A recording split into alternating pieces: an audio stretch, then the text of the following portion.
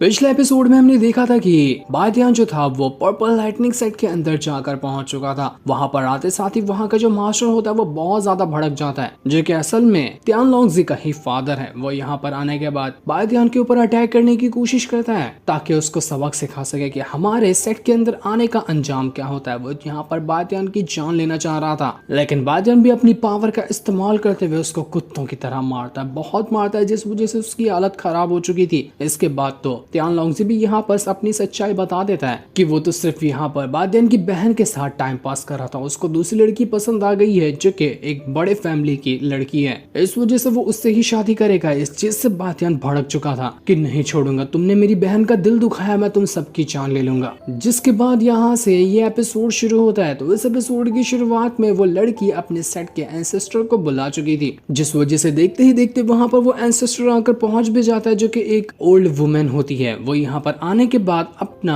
Set के जितने भी मेंबर थे उन लोगों को देखते हुए कहती है कि क्या हो रहा है यहाँ पर, मुझे यहाँ पर क्यों बुलाया गया है। और असल में ये बुढ़िया वही बुढ़िया थी जिससे पहले भी बादियान मिल चुका था। आप लोग भूल चुके हैं तो पहले के कुछ एपिसोड में ये बुढ़िया बीमार थी, तो बादियान ने उसको अपने पावर का इस्तेमाल करते हुए ठीक किया था। तभी से बुढ़िया बादियान की दीवानी हो गई थी, उसको बस बादियान से शादी करनी थी। वो अपना सब कुछ बादियान को देने के लिए तैयार थी ताकि बादियान उससे शादी करे, लेकिन बादियान ने उसको इनकार कर दिया था। जब बुढ़िया बादियान को देखेगी वो तो पागल ही हो जाएगी, अटैक करना तो दूर की बात है। वो लड़की और उसका जो फादर था वो यहाँ पर एंसेस्टर को बताने लग जाते कि यहाँ पर हुआ क्या था, यही लोग हैं जिन्होंने हमारी बेइज्जती की, हमें परेशान किया। लड़की तो यहाँ पर एंसेस्टर के सामने चिपकते हुए कहने लग जाती कि आपको पता है इस बादियान और इसके परिवार वालों ने मिलकर ना मुझे और त्यान लोंगजी को बहुत बेइज्जत किया, हमारी बहुत बुराई की है, हमें तो उल्टा इन लोगों ने मारने की भी कोशिश की। मैं तो चाहती हूँ कि आप इन लोगों को सबक सिखाएं और हमें इंसाफ दिलाएं। उम्मीद है कि आप यहाँ पर हमारी इस रिक्वेस्ट को मानेंगे। त्यान लोंगजी का फादर भी यहाँ पर उस एंसेस्टर से कहने लग जाता है कि आपकी बहुत मेहरबानी हो गया अगर यहाँ पर आप बादियान की जान ले लेती हैं तो, क्योंकि हम तो सिर्फ उसको यहाँ पर मरा हुआ देखना चाहते हैं, हमें उससे और कुछ ज्यादा नहीं चाहिए, सिर्फ उसकी जान चाहिए हमें। बुढ़िया यहाँ पर गुस्सा हो रही थी कि यहाँ पर तुम लोगों क्यों इतना ज्यादा बेइज्जत किया गया, तुम्हारी ऐसी हालत कर गई, लेकिन तुम लोगों ने मुझे पहले क्यों नहीं बताया, अभी सबक सिखाती उन लोगों को जिसने भी तुम लोगों के साथ ऐसी हरकत की है। तो बुढ़िया जैसे ही पीछे पलटती है और उसकी नजर बादियान पे जाती है, वो तो हक्का बक्का रह गई थी कि अरे बादियान मेरी जान तुम यहाँ पर हो। उसके दिल में तो लड्डू फूटने लग जाते हैं बादियान को देखकर। उस लड़की का जो फादर था वो यहाँ पर कह रहा था कि अभी मजा आएगा ना, जरा देखो तो एंसेस्टर कितनी ज्यादा गुस्से में लग रही है, कुत्ते की तरह मारेगी इस बादियान को, ऐसा 2-4 पंच घसीट के मार देवे ना तो मजा ही आ जाए, एक पंच का भी मालिक नहीं लगता है ये बादियान मुझे तो। त्यान लोंगजी का फादर भी कह रहा था कि अगर एंसेस्टर यहाँ पर अपना अटैक करना शुरू करती है ना तो पक्का यहाँ पर गारंटी है कि बादियान यहाँ से दफन होकर ही जाएगा। 2 पैर पे आया था, 4 कंधों पे उसको लेकर जाना पड़ेगा, बचने नहीं वाला है एंसेस्टर के अटैक से बादियान। लेकिन उनको क्या पता कि यहाँ पर असल में माजरा हो क्या रहा है। बादियान के फैमिली वाले भी इस चीज से अनजान थे कि बुढ़िया और बादियान का आखिर चल क्या रहा है। वो लोग यहाँ पर घबराए हुए थे कि यहाँ पर कुछ हो ना जाए, लेकिन बादियान उनसे कहता है कि घबराने की जरूरत नहीं है, सारी चीजें मैं हैंडल कर लूंगा, वो भी बड़े आराम से। पर तभी बीच में वो बंदा आ जाता है जो कि बादियान की फैमिली को प्रोटेक्ट करता है। वो यहाँ पर एंसेस्टर से कहता है कि बादियान के ऊपर एक भी अटैक करने से पहले तुझे मुझसे होकर गुजरना पड़ेगा, मैं तेरी जान ले लूंगा। वो यहाँ पर अपनी पावर का इस्तेमाल करते हुए बुढ़िया के ऊपर अटैक करने की कोशिश कर रहा था, लेकिन बुढ़िया तो डिस्टर्ब हो जाती कि ये मेरे और बादियान के बीच में आ रहा है। वो एक ही थप्पड़ मारते हुए उस बंदे को उड़ाकर दूर फेंक देती है। मतलब साफ था कि बुढ़िया के पास पावर तो काफी ज्यादा है। वो बंदा तो 1 सेकंड भी यहाँ पर बुढ़िया के सामने टिक नहीं पाया। उस लड़की का फादर यहाँ पर कह रहा था कि बादियान कोई भी तू अटैक यहाँ पर क्यों ना इस्तेमाल कर ले, तेरे अटैक ना हमारे एंसेस्टर के अटैक के सामने कुछ भी नहीं है। हमारे एंसेस्टर ने यहाँ पर अपनी पावर को इंक्रीज किया है, वो हाल फिलहाल ही इतनी ज्यादा पावरफुल हुई है कि उनके सामने अब कोई भी नहीं टिक सकता, तू भी नहीं टिक पाएगा। वो बंदा यहाँ पर दोबारा से बुढ़िया के ऊपर अटैक करने की कोशिश कर रहा था, लेकिन बादियान उस बंदे से कहता है कि सैड हो जा, मैं यहाँ पर हूँ ना, मैं हैंडल कर लूंगा सब चीज, तुम्हें अटैक करने की कोई जरूरत नहीं है। इसके बाद बादियान जो था वो यहाँ पर उस बुढ़िया से कहने लग जाता है कि क्यों मास्टर, आप तो पहले से काफी ज्यादा बदली नजर आ रही है, काफी अच्छा प्रोग्रेस आपने हासिल किया है, इस चीज से मैं काफी ज्यादा इम्प्रेस हुआ। बादियान को तो बस देख कर उसकी बातें सुन कर तो बुढ़िया अलग ही ख्यालों में खो चुकी थी कि आय है कितने दिनों बाद इस बादियान को देखने का मौका मिल रहा है, मैं तो बस जिंदगी भर बादियान को देखते देखते ही मर जाना चाहती हूँ। त्यान लोंगजी का फादर यहाँ पर कह रहा था बादियान से कि देखो अभी भी टाइम गया नहीं है, तुम जाओ और झुक जाओ हमारे एंसेस्टर के सामने सामने, हो सकता है कि वो तुम्हारी जान बख्श दे, वरना कुत्ते की मौत मरोगे। बुढ़िया तो यहाँ पर बातियान से कह रही थी कि बातियान मेरे तो भाग्य ही खुल गए कि इतने दिन बाद मिलने के बाद भी तुम मुझे जानते हो। तुम्हें पता है तुम्हारे मुंह से ना अपने बारे में सुनकर कितना अच्छा महसूस हो रहा है। मैं तो तुम्हारे मुंह से अपना नाम ही सुनते सुनते रहना चाहती हूँ। इस चीज को सुनकर जितने भी लोग वहां पर खड़े थे वो लोग हैरान रह जाते कि क्या ऐसी बात है क्या बातियान और एंसेस्टर एक दूसरे को पहले से जानते हैं। हमें तो पता ही नहीं था कि ये दोनों एक दूसरे को पहले से जानते हैं। बुढ़िया यहाँ पर बातियान के करीब आते हुए कहती कि जरा देखो तो कितने दिन बाद तुमसे मिल रहे हो, एक बार मुझे गले तो लगाने दो। लेकिन बातियान तो पीछे ही हट जाता है क्योंकि वो बुढ़िया के करीब नहीं आना चाह रहा था। वो कहता है कि आप तो यहाँ पर गले लगाने की कोशिश करी, आपके साथी लोग तो यहाँ पर मेरी और मेरी फैमिली को मारने आए थे, ऐसे कैसे गले लगा लूं आपके दुश्मनों को। जरा इनको सबक तो सिखाइए कि जिससे भी ये पंगा लेते हैं ना सोच समझकर पंगा लिया जाए। इस चीज को सुनकर बुढ़िया के दिमाग में आग लग चुकी थी। वो सीधा सीधा आती है उस लड़की का जो फादर था उसके ऊपर अटैक करते हुए कहती है कि तेरी भैंस की टांग, सोच समझ कर तू पंगा लेता है कि नहीं लेता है। तूने मेरे बातियान के ऊपर अटैक करने के बारे में सोचा भी कैसे? नहीं बचेगा तो तुम सबको मैं जान से मार डालूंगी जिसने भी बातियान के ऊपर अटैक करने की कोशिश की होगी। ये लोग तो यहाँ पर बातियान को मरवाने के लिए एंसेस्टर को लाए थे, लेकिन ये पासा तो उनके ऊपर ही भारी पड़ गया। अब तो एंसेस्टर इतनी भड़की हुई कि वो उन दोनों को ही पकड़ कर मार डालेगी। बातियान के फैमिली वाले एकदम हैरान रह चुके थे। वो बंदा कहता है कि अरे यार जरा देखो तो लगता है कि पूरा का पूरा खेल ही बदल गया। हमारे बातियान मास्टर तो है ही इतने कमाल के कि दुनिया का हर एक इंसान उनको देख कर ही उनका दीवाना हो जाता है। यही आज तुम लोगों के साथ भी हो रहा है। अपने ही एंसेस्टर के हाथों मारे जाओगे तुम लोग। बुढ़िया यहाँ पर उस लड़की के फादर से कहती कि तूने मेरा नाम यहाँ पर इस्तेमाल करके गलत काम किए हैं। जिससे भी चाहेगा पंगा ले लेगा और मुझे बुलाएगा उससे फाइट करने के लिए, तुझे तो छोड़ूंगी नहीं मैं। तुम सब यहाँ पर कायर और धोखेबाज इंसान हो। तुम लोगों ने मेरे नाम का सिर्फ फायदा उठाया। बातियान के फादर जो थे वो यहाँ पर उस बुढ़िया से कहने लग जाते कि आपके जो ये फैमिली वाले हैं ना, उन्होंने हमारी फैमिली की बहुत बेइज्जती की, मेरी बेटी का दिल दुखाया इन लोगों ने। तो मैं चाहता हूँ कि आप इन लोगों को ऐसी सजा दें कि आगे से कभी भी किसी लड़की का दिल दुखाने के बारे में ये सोचे भी ना। ये सुनकर बुढ़िया जो थी वो तो और ही ज्यादा भड़क जाती कि तुम लोगों की हिम्मत कैसे हुई एक मामूली सी लड़की का दिल दुखाने की? शर्म नाम की कोई चीज है कि नहीं तुम्हारे अंदर? वो जो लड़की थी वो तो यहाँ पर नाटक ही करने लग जाती कि नहीं, मैं तो यहाँ पर अपनी हार मान चुकी हूँ, मुझे नहीं मार खानी अपने एंसेस्टर से ही।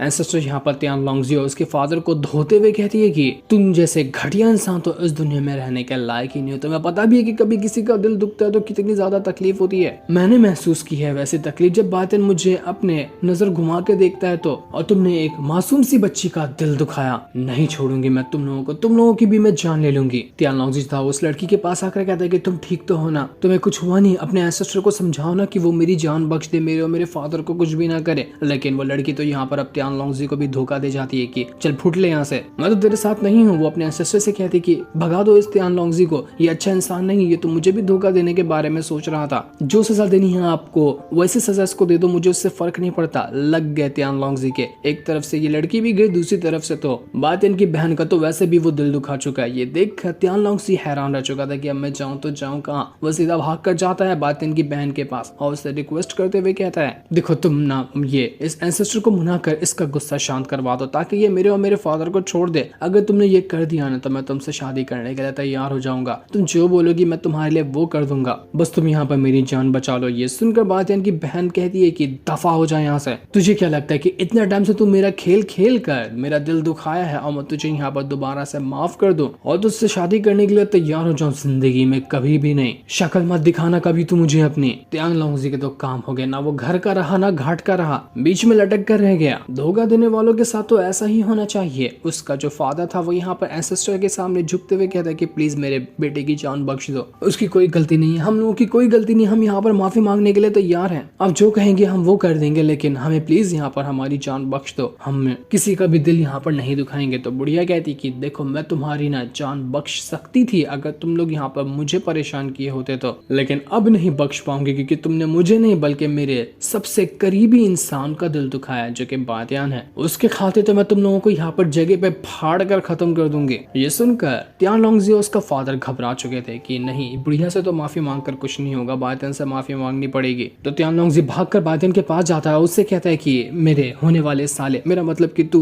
बातियान पावरफुल इंसान, मैं तुझे कैसी तारीफ करूं मुझे समझ नहीं आ रहा। तू बहुत महान है, तू दयावान है, मेरी को यहाँ पर माफ कर दे और मेरी जान बख्श दे। मुझे पता है तेरी बहन का दिल दुखाने की वजह से तुझे बहुत ज्यादा तकलीफ हुई होगी, लेकिन तू मुझे माफ कर देगा ना तो मैं ऐसी गलती दोबारा कभी नहीं करूंगा। लेकिन बातियान गुस्से भरी निगाहों से उस त्यानलोंगजी के फादर को देख रहा होता है कि आखिर इस तरह का ही बेटा पैदा करता है क्या तू, जिसको किसी की रिस्पेक्ट करना, किसी के दिल तोड़ने के बारे में कुछ पता नहीं है। त्यानलोंगजी का फादर समझ चुका था कि अगर उसने यहाँ पर कोई सख्त कदम नहीं उठाया ना तो पक्का यहाँ पर बातियान उसकी और के बेटे की जान ही ले लेगा। तो वो यहाँ पर अपने दिल पे पत्थर रखते हुए गुस्से में आता है और अपनी पावर का इस्तेमाल करते हुए त्यानलोंगजी के ऊपर ऐसा अटैक देकर मारता है कि वो वहाँ पर बेहोशी हो चुका था। त्यानलोंगजी का फादर कह रहा होता है कि आखिर वो घड़ी आई ही क्यों जब मैंने इस जैसे बेटे को जन्म दिया। इससे अच्छा मेरा कोई बेटा ही नहीं होता तो बेहतर होता। इतना घटिया बेटा होगा मेरा, मैंने इसके बारे में सोचा भी नहीं था। वो यहाँ पर बातियान से कहता है कि बातियान देखो, मैंने ना अपने बेटे के ऊपर अटैक किया और उसकी पूरी की पूरी जिंदगी भर की कल्टीवेशन को खत्म कर दिया है। इसके पास अब कल्टीवेशन में कोई भी पावर नहीं बची हुई। तो मैं चाहता हूँ कि तुम यहाँ पर अब मेरे बेटे को माफ कर दो और हम दोनों की जान बख्श दो। हम आगे से इस तरह की गलती कभी भी नहीं करेंगे। बात उनको गुस्सा तो बहुत आ रहा था, लेकिन फिर भी वो यहाँ पर उससे कहते कि फुट ले यहाँ से, आइंदा कभी भी मेरे नजरों के सामने आया ना तो उसी दिन दौड़ा दौड़ा कर मारूंगा दोनों को। इस वजह से त्यानलोंगजी का जो फादर था वो उसको उठाकर वहां से भाग निकलता है कि चलो कम से कम बातियान ने दोनों की जान तो बख्श दी। बुढ़िया जी थी वो उस लड़के और उस एल्डर से कहने लग जाती है कि तुम लोग भी यहाँ पर खड़े खड़े क्या कर रहे हो, निकल लो यहाँ से, जाओ सेट के अंदर और मेरे आने का इंतजार करना, तुम दोनों को बहुत मारूंगी मैं। इस वजह से वो लड़की और वो एल्डर भी यहाँ से भाग जाते हैं कि कहीं उनकी एल्डर उनकी ही जान ना ले ले।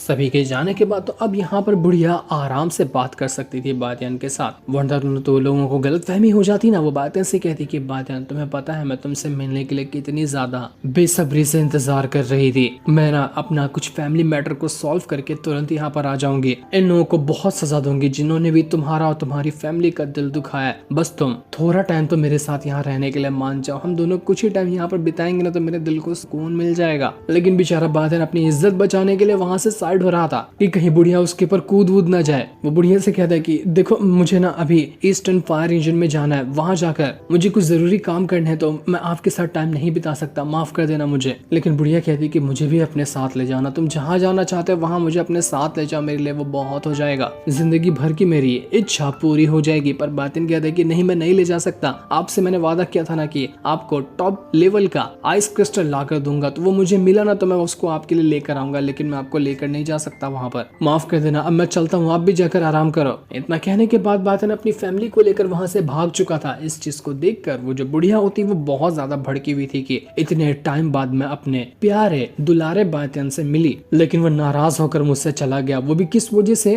उस लड़की और उस एल्डर की वजह से। अभी सेट के अंदर घुस कर उनको इतना मारूंगी ना कि सारा गुस्सा उनके ऊपर उतार दूंगी। मुझे मेरे बातियान से इन लोगों ने दूर करवा दिया। इसके बाद बातियान अपना घोड़ा गाड़ी पे सवार होकर अपनी फैमिली के साथ घर की ओर बढ़ना शुरू कर देता। रास्ते में उसकी बहन जो थी वो बहुत ज्यादा उदास लग रही थी। वो बातियान से कहती कि बातियान मैंने ना इस चीज का फैसला कर लिया कि मैं भी तुम्हारे साथ मेडिसिन वैली जाऊंगी ताकि अपनी माँ को बचा सकूं, क्योंकि यहाँ पर अकेले रहते रहते ना मैं बहुत ज्यादा अकेलापन महसूस कर रही हूँ, मुझे घुटन सी हो रही है, क्योंकि बेचारी का दिल दुखा हुआ था तो उसको समझ नहीं आ रहा था कि वो करे तो करे आगे क्या। तो बातियान भी उससे कहते कि ठीक है कोई बात नहीं, मैं तुम्हें ले जाऊंगा अपने साथ, मैं हूं ना तुम्हारे साथ, तुम्हें कुछ भी नहीं होगा, बस मुझ पे भरोसा रखो। इसके बाद बातियान और उसकी पूरी की पूरी फैमिली वाले उसके घर पर आकर पहुंच जाते हैं ताकि देखा जा सके कि लिन की हालत अभी तक ठीक हुई या फिर नहीं हुई। लेकिन जैसे ये लोग यहाँ पर आए थे कि तभी वहां पर भागते हुए एक लड़की आने लग जाती जो कि बहुत ज्यादा घायल लग रही थी। वो बातियान से कहती कि बातियान मुझे बचा लो वरना मेरी जान चली जाएगी। बातियान जैसे उसको यहाँ पर देखता है वो पहचान जाता है कि अरे ये तो लिन की मास्टर है, इसको क्या हुआ, इसकी हालत तो मुझे बहुत ही ज्यादा खराब लग रही है।